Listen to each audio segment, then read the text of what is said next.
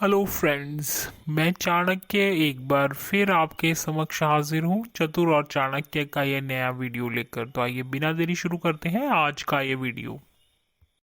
गुरुजी, क्या आज हम सुशांत सिंह राजपूत के केस में जो फाइनली सुप्रीम कोर्ट ने ऑर्डर दिया है 19 अगस्त 2020 को कि अब जो इन्वेस्टिगेशन है, प्रोब जो है वो सेंट्रल ब्यूरो ऑफ इन्वेस्टिगेशन यानी कि सीबीआई इसकी इन्वेस्टिगेशन करेगी। क्या आज हम इसी से संबंधित जो लीगल क्वेश्चंस हैं उनकी चर्चा करेंगे? देखो भाई चतुर, इस केस को लेकर बिहार पुलिस और महाराष्ट्र पुलिस में एक लीगल टसल शुरू हो गई थी और धीरे धीरे वो लीगल टसल अब पॉलिटिकल कलर्स लेती जा रही थी और मीडिया में भी कई तरह की चर्चाएं शुरू हो गई थी। मीडिया ट्रायल शुरू हो गया था, ट्विटर वॉर शुरू हो गई थी। तो इन सभी को विराम देते हुए सिंगल जज बेंच के द्वारा जस्टिस हरिकेश रॉय ने ये हेल्ड किया कि भाई जो सीबीआई है वो जो इन्वेस्टिगेशन कंडक्ट कर रही है ना, वो बिल्कुल लॉफुल है। और उन्होंने फर्दर ये भी डायरेक्ट किया कि भाई यदि सुशांत सिंह राजपूत की डेथ से रिलेटेड या फिर surrounding the circumstances related to his unnatural death कोई भी और भी केस रजिस्टर्ड है तो उसकी इन्वेस्टिगेशन करने के लिए सीबीआई जो है वो कॉम्पिटेंट है और वही क्या करेगी, इन्वेस्टिगेट करेगी। तो अब इस तरह से सीबीआई के लिए किसी न्यू केस को भी इन्वेस्टिगेशन के अधीन लाना पॉसिबल हो जाएगा और अब उसे सेक्शन 6 ऑफ डीएसपीई एक्ट के अधीन महाराष्ट्र गवर्नमेंट से किसी तरह की इजाजत लेने की भी आवश्यकता नहीं होगी। देखो चतुर, सबसे पहले ये समझना जरूरी है कि इस लीगल टसल की शुरुआत कहाँ से हुई। देखो, इस लीगल टसल की शुरुआत होती है एक एफआईआर के साथ जो सुशांत राजपूत के फादर पटना में रजिस्टर करवाते हैं अगेंस्ट रिया चक्रवर्ती और 6 अन्य परिवार के सदस्यों के खिलाफ under various sections of IPC including 306, 341, 342, 380, 406 and 420। अब हेयरिंग के दौरान क्या होता है कि रिया चक्रवर्ती ऑनरेबल सुप्रीम कोर्ट में अपना पक्ष प्रस्तुत करते हुए कहती हैं कि भाई बिहार पुलिस ने जो एफआईआर रजिस्टर्ड किया है वो कंप्लीटली इलीगल है।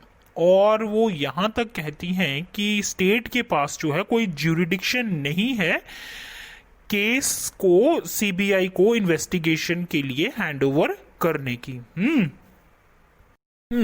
तो भाई रिया चक्रवर्ती ने अपना पक्ष प्रस्तुत करते हुए ऑनरेबल सुप्रीम कोर्ट में ये बात कही कि भाई इन्वेस्टिगेशन जो है वो बिहार से ट्रांसफर करके मुंबई पुलिस को दे दी जाए। तो अब कोर्ट के समक्ष ये प्रश्न आया कि भाई क्या जो ऑनरेबल सुप्रीम कोर्ट है अंडर सेक्शन 406 सीआरपीसी में क्या वो इन्वेस्टिगेशन को एक हाई कोर्ट से दूसरे हाई कोर्ट में ट्रांसफर भी कर सकते हैं या नहीं। तो भाई ऑनरेबल सुप्रीम कोर्ट ने यहाँ पर ये हेल्ड किया कि भाई अंडर सेक्शन 406 ऑफ सीआरपीसी में ना honourable Supreme Court has power to transfer cases and appeals either from one high court to another high court and from one subordinate court to another subordinate court। ठीक है ना।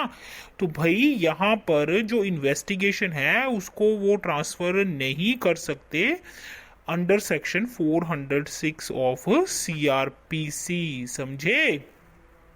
गुरुजी, यहाँ पर मेरे mind में एक क्वेश्चन आ रहा है रिगार्डिंग सेक्शन 174 सीआरपीसी, जिसके अधीन की मुंबई पुलिस ने जो सुशांत राजपूत की डेथ के अननेचुरल जो कॉज थे उसको जानने के लिए प्रोसीडिंग्स चलाई थी। पर यहाँ पर क्या 174 सेक्शन सी जो है उसके अधीन क्या जो ये प्रोसीडिंग्स हैं इनको इन्वेस्टिगेशन कहा जा सकता है? भाई चतुर, तुमने यहाँ पर बहुत अच्छा पॉइंट जो है वो उठाया है। देखो, जो प्रोसीडिंग्स हैं अंडर सेक्शन 174 सीआरपीसी वो बहुत ही लिमिटेड रहती हैं। केवल कॉज ऑफ डेथ जो है उसको फाइंड आउट करना उनका पर्पस रहता है in case of unnatural death. और वो जो प्रोसीडिंग्स हैं टोटली डिफरेंट होती हैं, जबकि प्रोसीडिंग्स हम करते हैं अंडर सेक्शन 157 रेगुलर जो है एफआईआर दर्ज होने के बाद जो इन्वेस्टिगेशन होती है उससे बिल्कुल ये भिन्न रहती हैं। और चतुर, ऑनरेबल सुप्रीम कोर्ट ने यहाँ पर यह भी नोटिस किया कि मुंबई पुलिस ने ना तो यहाँ पर एफआईआर लॉन्च की और ना ही इस मैटर को एक कॉग्निजेबल ऑफेंस की तरह ट्रीट किया जैसा कि उसे किया जाना चाहिए था अंडर सेक्शन 175(2) सीआरपीसी के अधीन। गुरुजी, यहाँ पर एक और प्रश्न उठता है कि यहाँ पर जो टू कोर्ट्स हैं in different jurisdictions, they are taking the cognizance of same offence, तो क्या इससे कोई इशू नहीं उत्पन्न होगा? और अगर ऐसा इशू हो जाता है तो उसे रिजॉल्व कैसे करना है? भाई चतुर, इसके बारे में ऑनरेबल सुप्रीम कोर्ट ने भी जो है ऑब्जर्वेशन दी है अपनी, और उन्होंने कहा है कि भाई जब ऐसी कोई स्थिति उत्पन्न हो जाए, ऐसा कोई इवेंट आ जाए कि जब जो दो कोर्ट्स हैं इन डिफरेंट ज्यूरिडिक्शंस वो एक ही जो ऑफेंस है उसका कॉग्निजेंस लेती हैं, तो ऐसी स्थिति में जो इशू है वो by the application of section 186 CrPC के तहत उसको रिजॉल्व किया जा सकता है।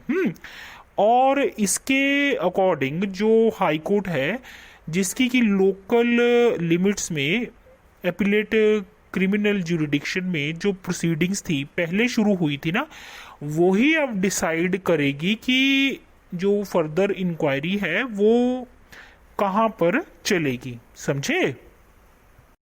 देखो भाई चतुर, यहाँ पर ऑनरेबल सुप्रीम कोर्ट ने ये रेटिरेट किया कि भाई जब भी कोई कॉग्निजेबल ऑफेंस होता है ना तो सबसे पहले उसकी एफआईआर रजिस्टर होना मैंडेटरी है। और जैसे ही पुलिस को ऐसे किसी कॉग्निजेबल ऑफेंस की इंफॉर्मेशन मिलती है ना, वैसे ही उसे उसकी इन्वेस्टिगेशन करनी होती है। तो यहाँ पर एक पुलिस ऑफिसर ये कहकर इन्वेस्टिगेशन से रिफ्रेन नहीं कर सकता कि भाई ये तो मेरी टेरिटोरियल ज्यूरिडिक्शन में नहीं आता। टेरिटोरियल ज्यूरिडिक्शन का जो इशू है वो इन्वेस्टिगेशन की कंप्लीशन के बाद भी रिजॉल्व किया जा सकता है। फर्दर ऑनरेबल सुप्रीम कोर्ट ने यह भी क्लैरिफाई किया कि भाई जो क्रिमिनल ब्रीच ऑफ ट्रस्ट और मिस अप्रोप्रिएशन ऑफ फंड्स है ना, ये जो एलिगेशन है वो eventually accounted for in Patna, जहाँ पर कि के सिंह जो हैं वो रिजाइड करते हैं। ठीक है, तो भाई यहाँ पर पटना पुलिस ने जो है कंप्लेंट रजिस्टर करके कुछ भी इलीगल नहीं किया। और ऑनरेबल सुप्रीम कोर्ट ने यह भी कहा कि भाई इन्वेस्टिगेशन स्टेज पर बिहार पुलिस को किसी तरह से भी मुंबई पुलिस को एफआईआर ट्रांसफ़र करने की कोई ज़रूरत नहीं है। और यह भी क्लैरिफाई किया कि भाई बिहार गवर्नमेंट पूरी तरह से कॉम्पिटेंट थी सीबीआई को इन्वेस्टिगेशन की कंसेंट देने के लिए। तो इस तरह से सीबीआई द्वारा जो ऑनगोइंग इन्वेस्टिगेशन है ना उसको सुप्रीम कोर्ट ने बिल्कुल लॉफुल बताया। समझे चतुर? देखो भाई चतुर, जो अंतिम प्रश्न यहाँ पर लीगल क्वेरी जो थी वो ये थी कि भाई अंडर सेक्शन 406 सीआरपीसी में सिंगल जज जो हैं उनकी ज्यूरिडिक्शन का स्कोप क्या है। भाई क्या यहाँ पर कोर्ट कंप्लीट जस्टिस की डायरेक्शन दे सकती है?